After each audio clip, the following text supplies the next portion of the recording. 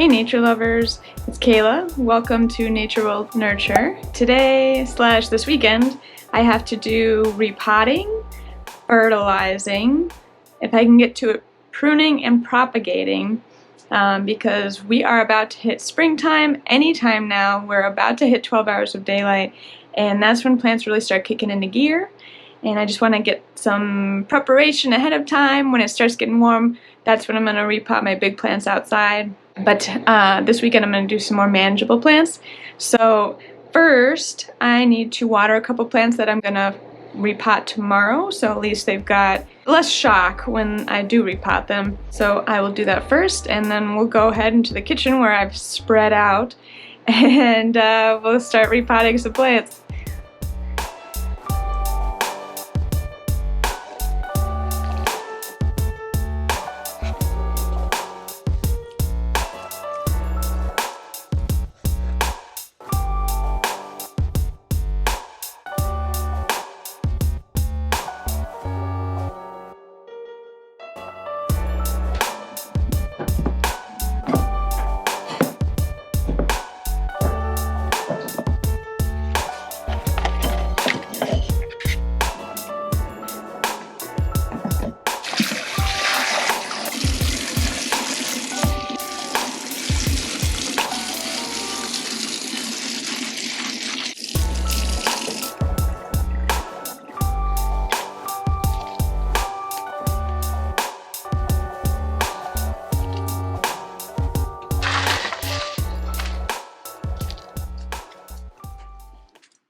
So I brought these two plants home from work, and I'm going to pot them up together. I've shown them a couple times in previous videos about low light and Dracaena care, since they've been reclassified. They're generally known as Sansevieria trifasciata.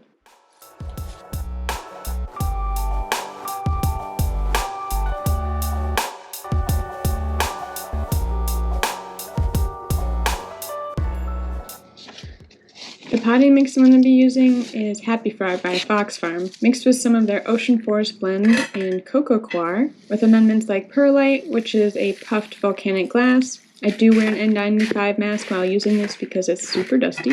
And then some orchid bark for aeration and maintaining a fast-draining soil structure.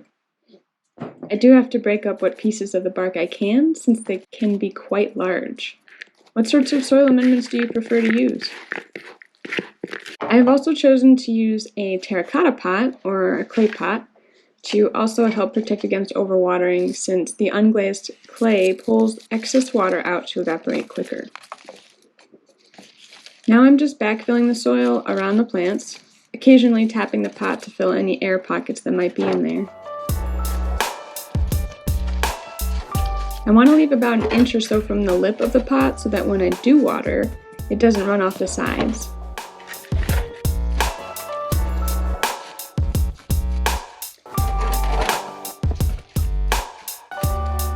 And then water the plant in, since everything was really dry.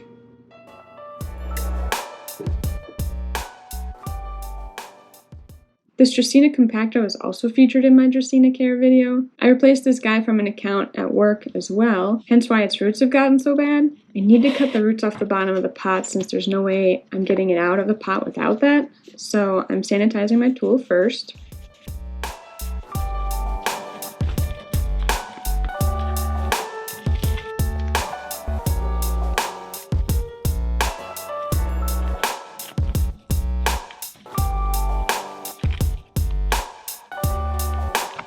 The plant should recover. I'm going to be adding a nutrient and microbial fertilizer later on to help with the shock of this transplant.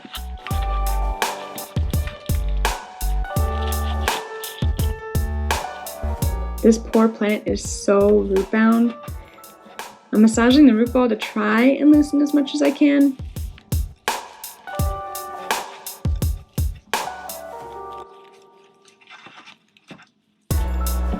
I'm avoiding breaking any larger roots, even though they'll probably just branch into smaller roots, but it's unavoidable to break the smaller ones while I'm doing this.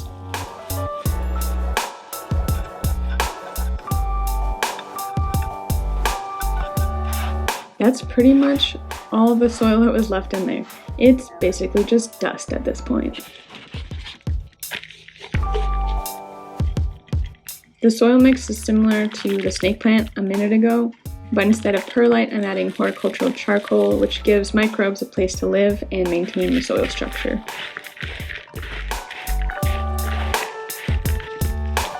I'm adding a couple handfuls at the bottom, placing the plant into about the height that I want it in the pot.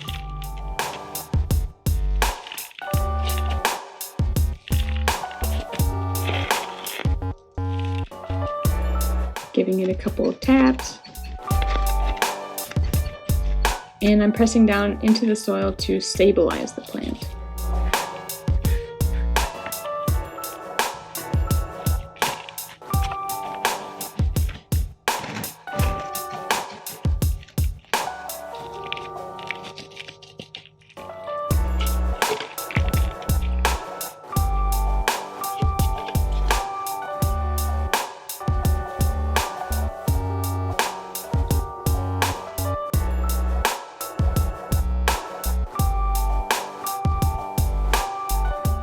This is bokashi. It contains microbes to help with the root shock. I'll have a bit more info on this later, as well as the other fertilizers I'm going to be using this weekend.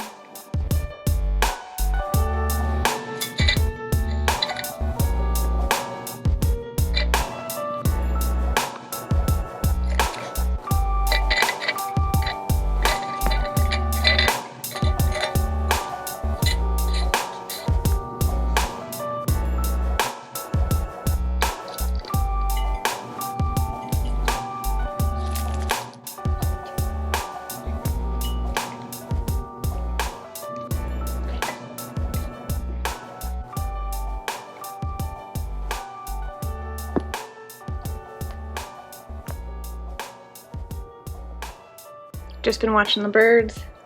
So I set a bird feeder out last week. It's so cool watching the birds come, the squirrels, and I'm loving it.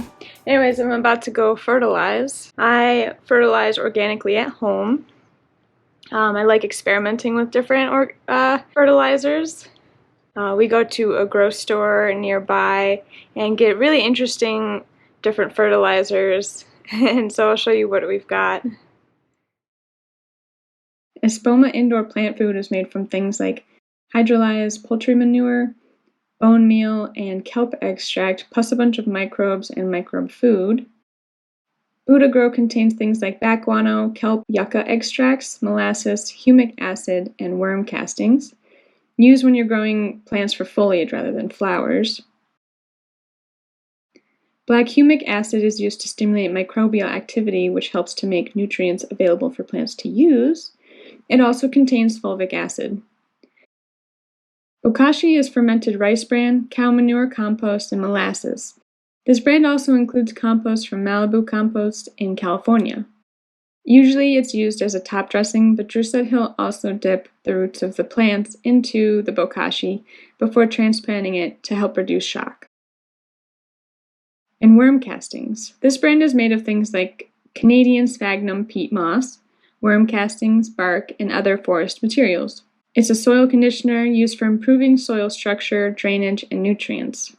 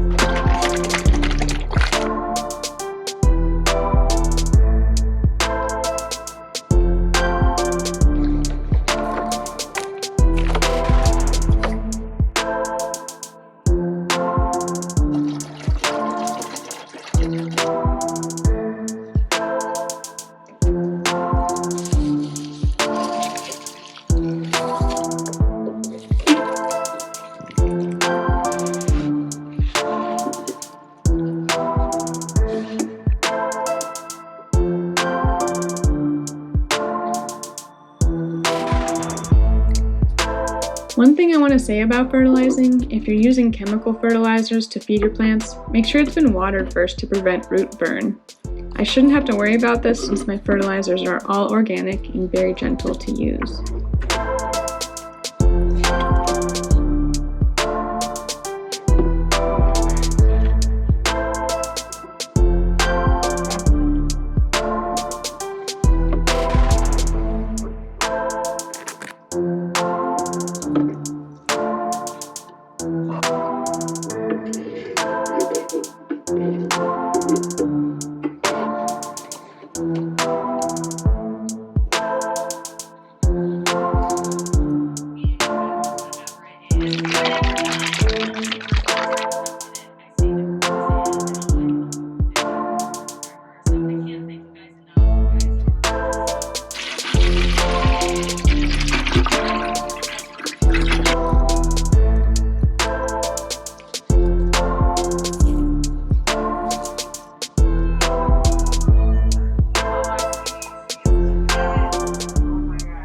This Dracaena marginata is potted in predominantly cocoa coir because of their sensitivity to fluoride, and perlite can increase fluoride toxicity for some reason.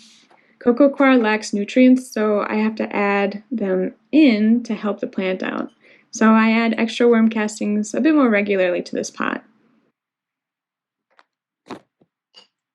I'm top dressing it with the castings and then mixing it into the soil and watering it in.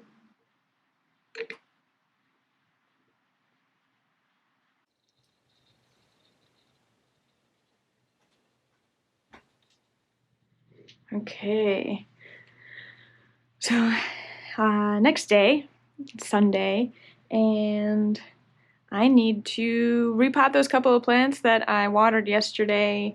I think I'm going to try air layering the Croton today, so let's get to it.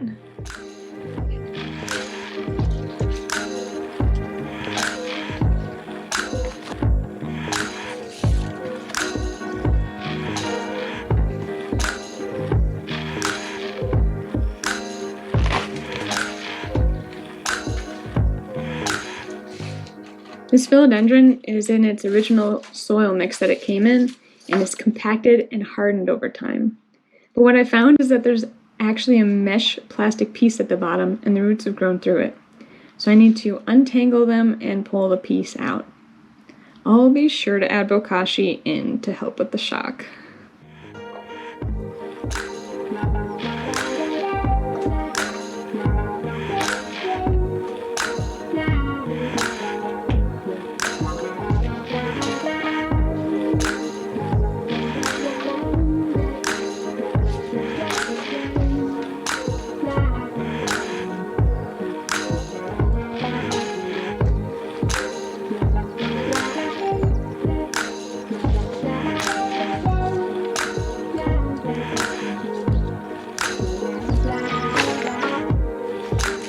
This soil mix is made up of the potting mix mentioned earlier, perlite, and orchid bark for drainage and aeration.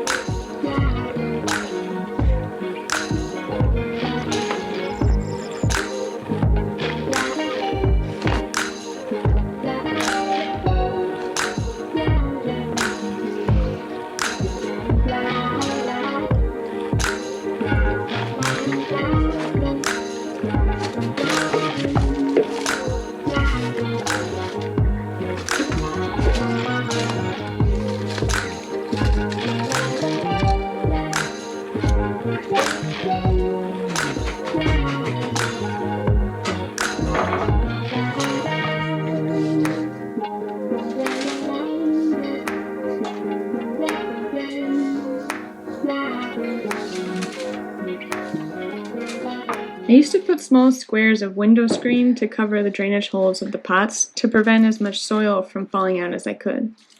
What I've found over time, though, is that the roots grow through this, and sometimes girdling in between the plastic wiring. Since we moved, I'm not sure where that screen roll is anymore, so I haven't been using it. Turns out that might be a good idea. No more window screen. I got this plant from Telly's greenhouse a while ago. I had been wanting a Pachira aquatica, or the money tree, for a while, but wasn't convinced of the braiding I saw. Check out Feline Jungle on YouTube for her video about 8 lucky plants to grow, because she talks about the history behind braiding of this plant. Anyways, when I spotted this stump plant, I knew that's what I wanted. And I still very much enjoy it. Plus I think it's a little bit more drought tolerant because of the size of the stalk, and that works well for me. I just added vermiculite to the soil mix and orchid bark to help retain moisture while also providing some aeration. And of course, can't forget that bokashi, since I messed with the roots a lot.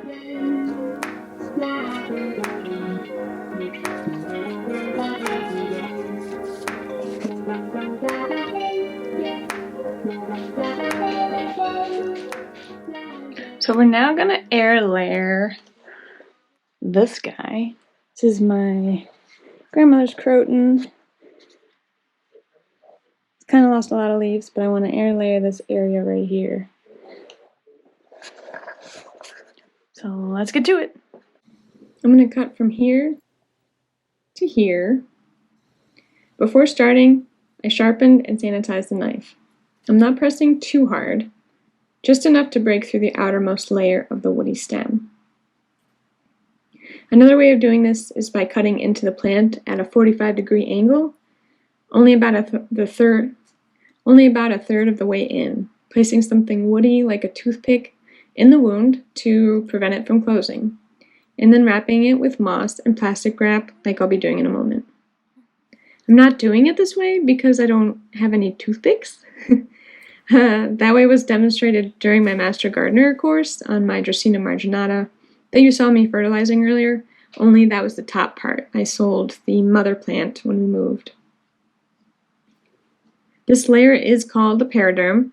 By taking away this layer, I'm exposing the inside layers and interrupting the flow of food and nutrients through those tissues, and then forcing the plant to create roots and form a new plant.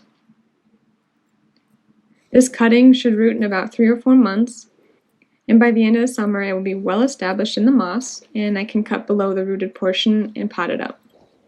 The OG plant should branch below the cut after that, and I'll keep you updated. Be sure to wash your hands after doing something like this too, because oftentimes the juices from the plant can be irritating if it gets into your eyes or something. So you see I wrapped it with the moss, closed it up with some plastic wrap and like the bread wire things that you see.